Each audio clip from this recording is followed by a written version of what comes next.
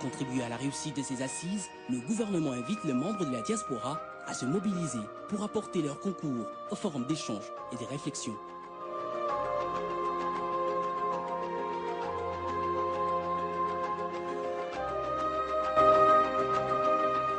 C'est une question très très importante et qu'on ne peut pas répondre comme ça en 2 jours. Excusez-moi de vous le dire. Je suis prêt encore à continuer avec d'autres opérateurs économiques de mettre même les moyens. On commence ici, on termine à Kinshasa. On a la chance au jour d'aujourd'hui d'avoir une infrastructure à Kinshasa, un hôtel, des bureaux. Il faut qu'on continue à trouver une solution. Ce n'est pas en 2 jours, je suis désolé, en 2 jours on ne trouvera pas de solution pour structurer la diaspora congolaise. Parce que, quand on parle de la diaspora congolaise, est-ce que tous les pays sont représentés ici? Je ne sais pas. Je ne sais pas. Donc, en 2 jours, on peut peut-être, comme on a dit, faire quelque chose de provisoire, mais en 2 jours, on ne trouvera pas une solution. Il faut beaucoup de jours, il faut beaucoup de décisions pour qu'on trouve une solution à ces problèmes. On a essayé, ce n'est pas facile. Si vous pouvez en 2 jours, alors bravo. Bon, je ne sais pas. Donc, pour moi, en 2 jours, c'est fait. Merci. Permettez-moi d'abord de rendre hommage à nos héros, qui est Henri Patrice Lumumba, M. Simon Kimbangu. Je vous permets et je vous remercie tous de m'avoir écouté.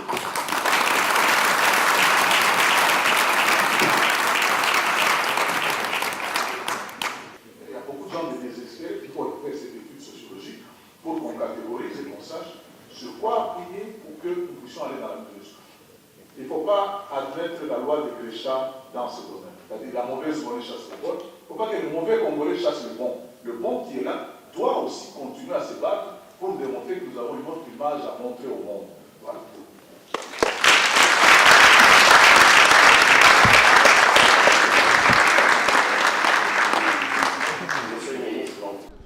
Je suis Henri Mova-Sakani, professeur et ambassadeur du Congo en Belgique. Et qu'est-ce qui vous emmène aujourd'hui avec ce multitude de Congolais autour de vous? Le gouvernement congolais organise une table ronde de contact avec sa diaspora parce qu'il s'est rendu compte de toute l'importance qu'est revêt le potentiel qu'il y a dans la diaspora congolaise afin que celle-ci participe en pleine force à la reconstruction du pays. Comme tous les pays du monde aujourd'hui, on a constaté qu'il y a énormément de talents, de compétences, d'opportunités, d'expériences dans la diaspora. Et le Congo s'est privé d'un tel apport de savoir, d'un tel apport du capital humain que pour accélérer le développement du pays, il est incontournable d'aller rechercher à travers le monde, de mobiliser toute la diaspora congolaise.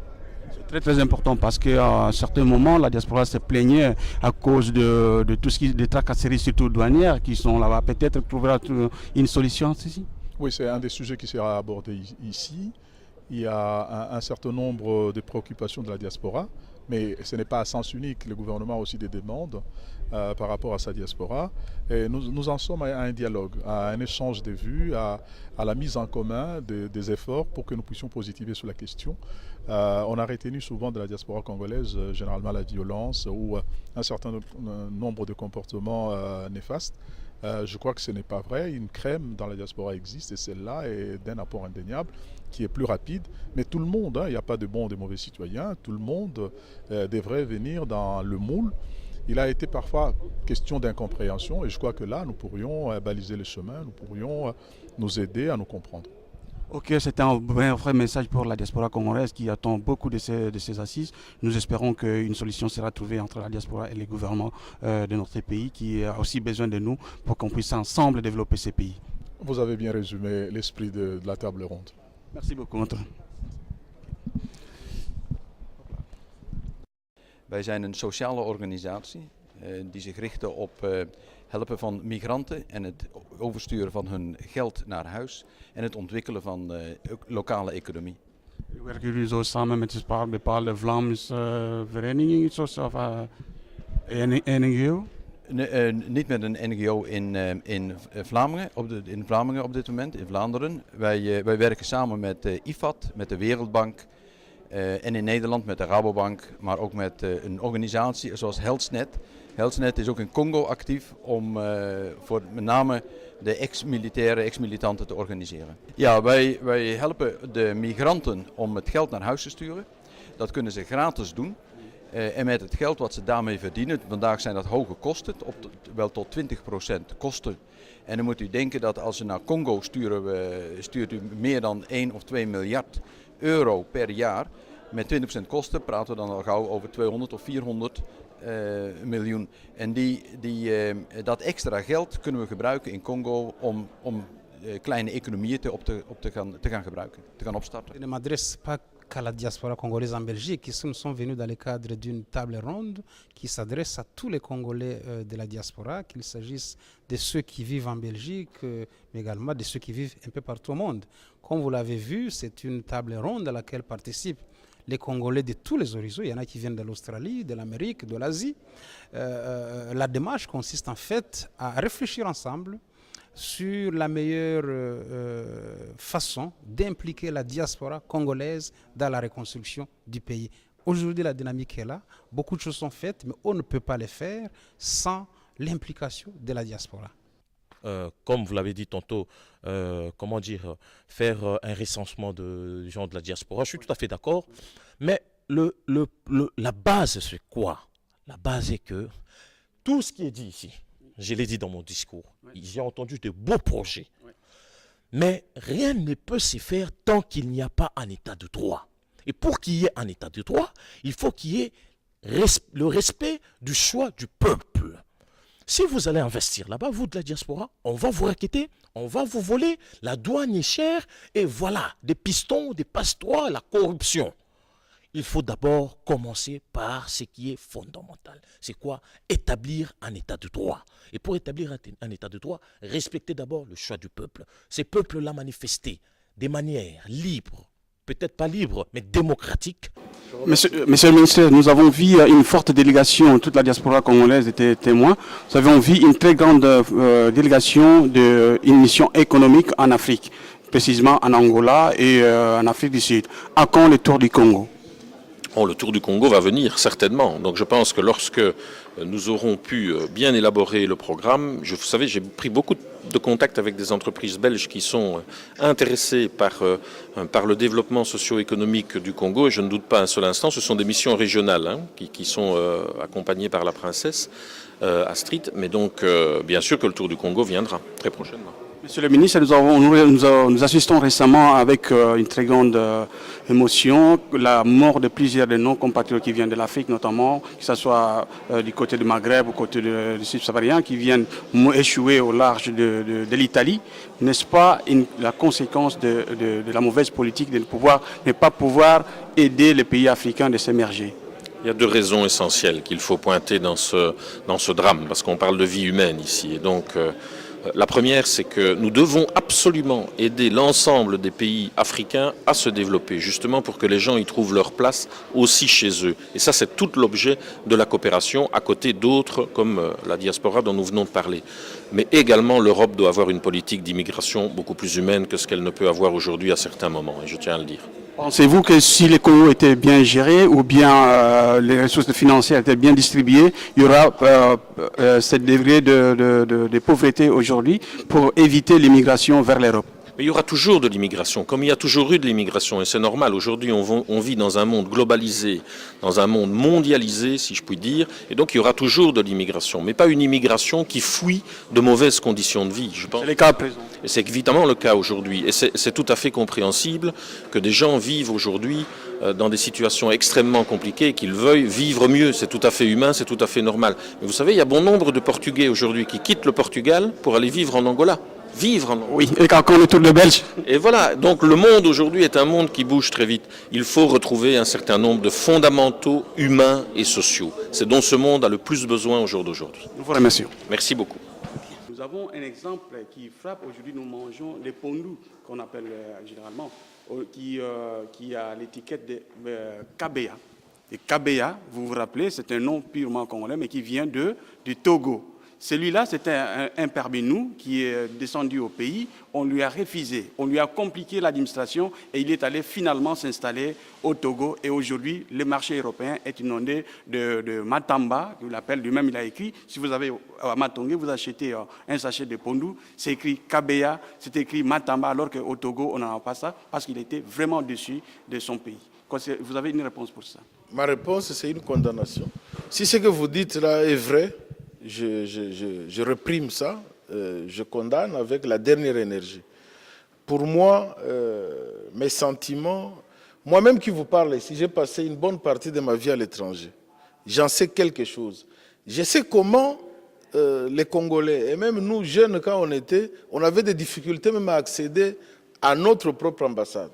Donc moi qui vous parle, j'ai la même âme, j'aime le même cœur que les Congolais qui vivent à l'étranger. Et donc, si pareille chose est évidente, eh bien, moi, je condamne cela avec la dernière énergie et je vous dis que nous devons trouver des solutions pour remédier à ce genre de bêtises, finalement, parce que nous devons permettre, n'est-ce pas, à ce que nos enfants, nos fils, nos filles, nos citoyens, nos compatriotes, là où ils sont, loin du pays, et déjà se trouver loin du pays, je vous dis, c'est déjà un sacrifice. Se trouver hors du territoire national, c'est déjà en soi un sacrifice, et croyez-le moi, parce que moi j'en sais quelque chose. Et donc, il ne faut pas à ces gens qui supportent déjà cette part de sacrifice, qu'on puisse leur en ajouter d'autres. Au contraire, nous devons alléger leurs tâches, apporter des solutions. C'est ça que je suis en train de dire. Dans le domaine, par exemple, de la relance agricole, on devrait prévoir tout ça. Quels sont ces Congolais-là qui veulent venir? Avec ce qu'ils ont comme valeur ajoutée. Parce qu'ils ont vu ce qui se passe ailleurs. Hein, ils ont vécu ce qui se passe ailleurs. Ils savent comment on peut moderniser l'agriculture. Eh bien, donnez-leur les moyens, donnez-leur l'espace qu'il faut, donnez-leur les possibilités pour qu'ils puissent appliquer ce qu'ils ont appris à l'extérieur. Voilà, bonjour à tous chers compatriotes, vous tous qui nous suivez sur www.telechangu.com, à Kinshasa également sur sur Télé 7, la chaîne républicaine. Nous sommes ici à Bruxelles au palais Egmont où nous sommes en train de suivre pour vous la table ronde gouvernement et diaspora congolaise organisée par le ministère du Plan de la République démocratique du Congo. D'ailleurs, je suis avec son Excellence, Monsieur le ministre du Plan, Célestin Vunambadi. Excellence, bonjour. Finalement, au terme de ces 2 jours de travaux. Quel est votre ressenti? Est-ce que vous êtes un ministre satisfait de l'action qui a été menée ici à Bruxelles? Juste une petite précision avant de répondre à la question. La table ronde gouvernement-diaspora est une table ronde du gouvernement. Elle est organisée par le gouvernement de la République démocratique du Congo et non pas par les ministères du plan. Je ne suis qu'un envoyé du gouvernement. Et donc, il faut que cela soit entendu. Je voudrais, pour répondre à votre question, vous dire ma satisfaction. Je suis très satisfait de noter que les choses se déroulent très bien, comme cela a été prévu. C'est un succès franc que nous sommes en train de rencontrer. Nous avions tablé sur une participation de tous les continents. Nous constatons aujourd'hui que les uns et les autres, tous nos invités venus de tous les horizons sont là, de l'Amérique, de l'Australie, de l'Afrique du Sud, de l'Asie, de l'Europe. Tout le monde a répondu présent. Les sujets ont été bien préparés, les animateurs ont été très brillants, la logistique a suivi, la documentation a été bien distribuée, les débats sont houleux, intéressants, des belles recommandations qui ont été formulées jusque-là. Et donc je dois noter que c'est pratiquement une réussite et j'espère que nous ferons cet après-midi un bel atterrissage. Non, la question des visas, c'est un autre aspect du problème. Du moment où ils sont congolais, la nationalité congolaise, pour aller au Congo comme étranger... Non, il faut distinguer les choses. Tant qu'un Congolais de l'étranger a pris une nationalité étrangère, il n'est plus Congolais. Par conséquent, s'il se rend au Congo, il doit avoir un visa, ça c'est tout à fait clair. Mais ces origines ethniques ne jouent plus. Alors, ce qui, dans l'hypothèse de ce que nous défendons, c'est-à-dire que dans la mesure où la qualité de Congolais est liée à la nationalité congolaise d'origine et que cette nationalité, le gouvernement congolais n'a pas qualité de la donner, donc pas la retirer, dans l'état actuel du droit, ces gens-là doivent payer leur visa pour y aller, mais il faut attendre une révision constitutionnelle ou une interprétation dans la perspective que j'indique pour créer les conditions nouvelles de reconnaissance de cette nationalité congolaise. Et c'est dans ces contextes que nous retrouvons peut-être des ministres qui ont double nationalité là-bas au pouvoir. Non, mais ça c'est une autre question. Merci à vous. Merci pour ça. Bien sûr, la diaspora peut contribuer à aider dans notre ministère. D'abord, c'est un ministère qui est propriétaire de la terre au Congo, mais qui est très pauvre en infrastructure. Pourquoi pas les membres de la diaspora peuvent se constituer pour voir comment faire le renforcement des capacités des agents, peut-être en apport matériel, tel que des matériels topographiques, puisque nous avons eu un médecin congolais qui a entendu cet appel-là de notre ministre l'année dernière quand nous étions en Belgique et qui nous a fait cadeau de matériel topographique. Donc la diaspora peut contribuer. Je suis chercheur à l'université des Pays Basques. En Espagne? En Espagne, Pays Basques en Espagne, parce qu'il faut faire la différence. Je suis ici, c'est l'ambassade qui m'a choisi pour participer à la table ronde, pour voir dans quelle mesure nous pouvons apporter ce que nous connaissons dans tous les domaines que nous possédons à nous. Et la table ronde a commencé aujourd'hui. Je pense que ça a commencé avec un peu de discours et puis après des discussions. Il y a des points positifs, il y a des points négatifs, mais je pense que l'essentiel est de se réunir entre nous, Congolais, et de se dire des choses en face. Je m'appelle M. Brador Itere, je viens de l'Irlande, je suis consultant en communication et je représente une association congolaise en Irlande. Donc j'ai été invité pour la table ronde à Bruxelles. Et quelles sont vos impressions aujourd'hui? Oui, mais ça se passe bien. On a discuté, on a parlé. Je pense que c'est un point positif pour nous, Congolais, de l'étranger, de discuter ensemble et puis d'essayer de résoudre, de faire une plateforme en face du gouvernement pour Croyez-vous que la diaspora congolaise va suivre les recommandations de ces assises? Une table ronde, c'est une table ronde. Hein. Je ne sais pas, on parle français. Une table ronde, c'est pour parler des choses vraies avec nos compatriotes et en face du gouvernement. C'est quelque chose de positif. Et c'est quelque chose que je remercie personnellement tous les Congolais qui sont présents ici. Et voilà, je suis vraiment très content de participer à cette table ronde.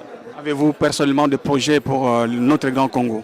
Oui, bien sûr. À travers votre association personnelle? Oui, bien sûr, personnel, oui, bien sûr, si Dieu le veut. Et voilà, on apporte une petite pierre par rapport à ce qu'on a appris ici, voilà, je pense. Alors, moi je m'appelle Marcel Gauthier Fouello, j'habite Paris, donc je suis économiste financier et chef d'entreprise à Paris. Donc je suis coach, je suis dans le consulting aujourd'hui. Je suis là particulièrement parce que la cause congolaise me concerne, bien entendu. C'est-à-dire que le Congo, mon pays, la République démocratique du Congo, a sonné. L'air a sonné pour que ces pays puissent évidemment bénéficier de toutes les expertises du monde. Moi, je me sens concerné. Le Congo, c'est ma passion. Ça, c'est un pays généreux qui m'a tout donné. Et il est temps pour que j'investisse un petit temps et aussi un peu de compétences pour que ces pays-là s'épanouissent et aillent de l'avant. Donc je suis très content d'être ici. Ça valait vraiment la peine. Il ne fallait pas manquer. Et vous avez l'impression ou vous êtes sûr que ça va être suivi des effets? Bien évidemment, je suis totalement optimiste. Je pense que ceux qui ne pensent que les choses ne marchent toujours pas au Congo ont tort. Je pense que l'heure a sonné pour que les choses bougent. Et aujourd'hui, ce n'est pas tellement grave ce qui se passe, mais le gouvernement congolais a une petite espérance et une petite bonne volonté. Donc c'est déjà encourageant. C'est une ouverture. C'est une ouverture, bien entendu. Donc moi, je suis optimiste. Je pense que nous aurons tort de ne pas faire confiance. L'homme change, l'homme s'améliore. Le Congo, aujourd'hui, a beaucoup de fils qui ont pris conscience que ça doit bouger. Nous devons aller de l'avant. Donc ces pays-là doivent se développer parce que les enfants du Congo en ont besoin. Et même nous, d'ailleurs, en Europe, nous en avons ras-le-bol. Il est très important que le Congo bénéficie de tout ce que nous pouvons apporter. Donc je pense que vraiment, il faut croire au lendemain meilleur pour un Congo meilleur. Et vous avez un dernier message pour ceux qui vont vous suivre à la télévision? Un dernier message pour tous ceux qui peuvent me suivre, évidemment. Je vais demander à tous nos compatriotes congolais, quel que soit là où ils se trouvent dans le monde, de comprendre que le Congo décolle. Le Congo est en train d'aller de l'avant. Il est très important que tout le monde y participe, d'une manière ou d'une autre. Parce qu'aujourd'hui, rester pessimiste à se plaindre et à murmurer, ça ne vaut pas la peine. Aujourd'hui, rester dans son coin et continuer dans une routine de vie à l'européenne, je pense que c'est éphémère. Le Congo peut tout nous donner et j'appelle tout Congolais de participer et d'amener une petite pierre pour que l'édifice aille de l'avant. Nous vous remercions, monsieur. Merci, monsieur. Puro sabor del Congo. Llegó la banda. Yo doné Lusaku, Pascal, Mpanyami.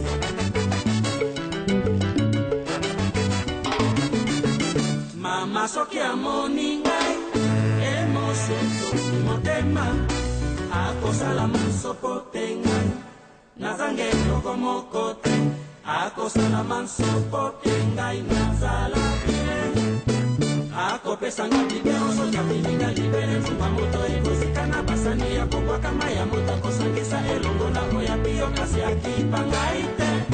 Naya kotuta pongo, naya kokata koko, naya kopenda fufu, naya kotuta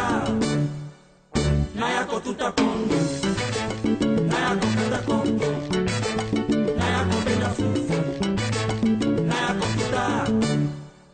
Lionel Sandy. Romain Gardon, le commandant en chef. Mama Bukatu.